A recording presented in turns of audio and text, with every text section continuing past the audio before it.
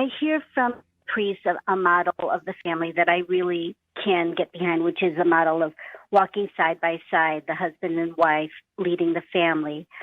But I really feel like that is in tension with Ephesians 5, which says that wives should be submissive to their husbands. Doesn't seem like you can have both. It's either walk side by side or be submissive. So I was just wondering if you could address it.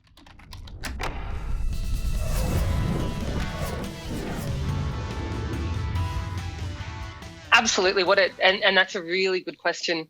I'm trying to pull out my Bible here, but as I understand it, the beginning of that verse in Scripture is, be subject to one another out of reverence for Christ. So St. Paul begins that exhortation not with saying, wives, be subject to your husbands, but husbands and wives, be subject to one another. So there's sort of this mutual submission that we talk about.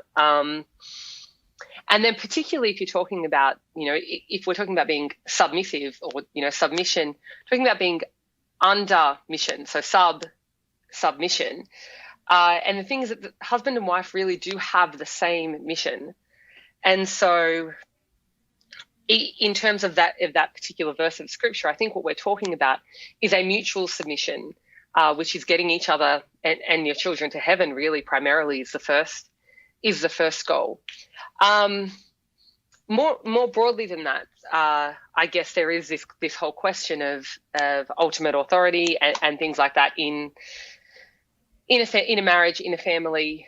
And I really do think that the most important thing is that for you to be a united front.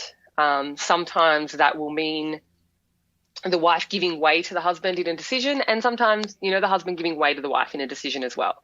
But I think that the best thing, particularly in front of children and then also, as front to the world, is that there is unity between husband and wife in certain terms. But hopefully that doesn't come up too much, because if all of us have our eyes fixed on Christ, if all of us understand that our true mission really is heaven for our family, and please God, the salvation of souls more broadly than that, then we shouldn't be in too many of those positions where there is conflict in that decision-making process.